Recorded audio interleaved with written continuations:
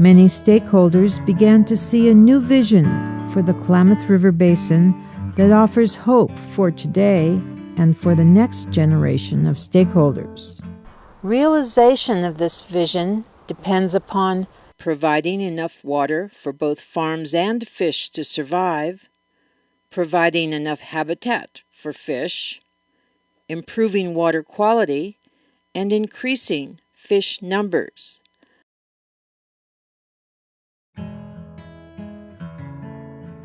How can we provide enough water for both farms and fish?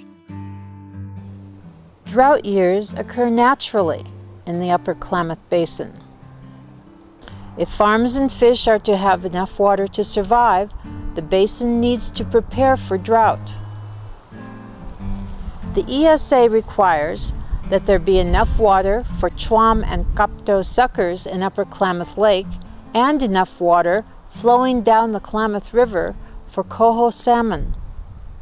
The Bureau of Reclamation has the responsibility of managing water for the Klamath Project irrigators and for the Chwam and Kapto and the coho salmon according to biological opinions.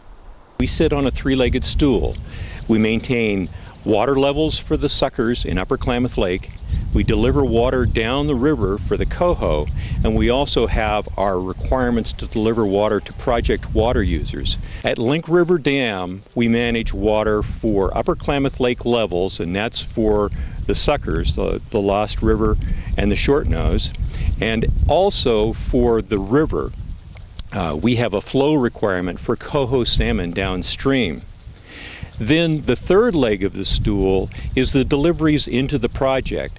Primarily that water comes out of the A Canal, which is just above Link River Dam. Is there enough water for farms and fish in dry years? The answer to that is yes, no, maybe, and but.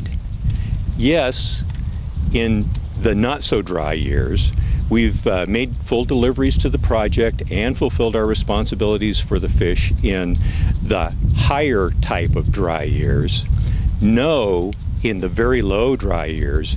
In some of the very driest of years, even if the project wasn't running, there's not enough water to meet the requirements under the ESA for both the salmon and the suckers. Maybe if we can find a way to come to an agreement, and the Klamath Basin Restoration Agreement may find a way for all of those needs to be fulfilled, even in the dry years, except for those driest of years. Those are still no's. And the but we all have to work together and find a way to make that agreement work. There are a couple of initiatives within the Bureau of Reclamation to try to find ways to provide for water in dry years. The Enhancement Act of 2000 provides for studies that allow us to look into different ways to provide water for the project. One of those would be groundwater augmentation. One of those is water markets within the project and perhaps off the project. And the third would be additional surface water storage.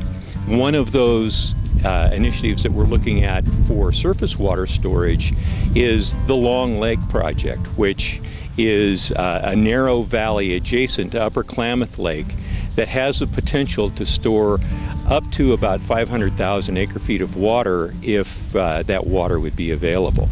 In the basin, the best place to store water would be in the Long Lake Basin. It's a very deep and narrow lake, so the chances of evaporation would be less, and so you save a lot of water there. And it's closest to the Upper Klamath Lake, so that way you could pump it from Long Lake to Klamath Lake with the least amount of cost. There would be a fish screening facility at the mouth of the canal to the Upper Klamath Lake to make sure no fish make it into the canal. The canal would then go through here, and there would be a pumping plant to pump the water over the mountains and into the Long Lake Valley. One of the reasons that we're looking into off-stream storage is that there are real limitations on building dams across waterways, such as Upper Klamath Lake and the 4 dams that are downstream.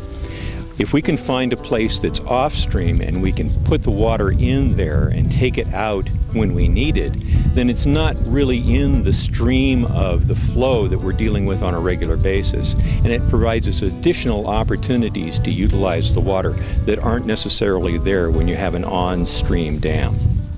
Climate predictions include longer, warmer summers, more precipitation in winter, and faster melting of snow.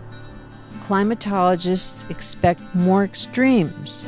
For example, more periods of drought and more periods of high precipitation. These climate predictions emphasize the importance of significant off-stream storage for dry years. Since agriculture uses some 80% of fresh water consumed, agricultural conservation of water is important. One thing I always like to stress when I'm talking about water conservation to people that don't have an agricultural background is the fact that growers can't simply just use less water. If growers apply less water than the crops need at each point of development, then they will suffer yield losses. And those yield losses come even though their fixed costs still remain high. So even if they reduce the amount of water they apply, their other operating costs are fixed, and if yields go down, they either make less money or actually can lose money. So they got to be very careful not to underwater the crop. Having said that, the two ways that growers have been able to conserve water and use less water without hurting yields are to either improve the way they schedule their irrigations to match the needs of the crop, or to spread their water more uniformly across the field so they have better irrigation efficiency. Properly scheduling irrigation can be extremely difficult and challenging for growers, but it is the best way to actually conserve water and prevent over-irrigation.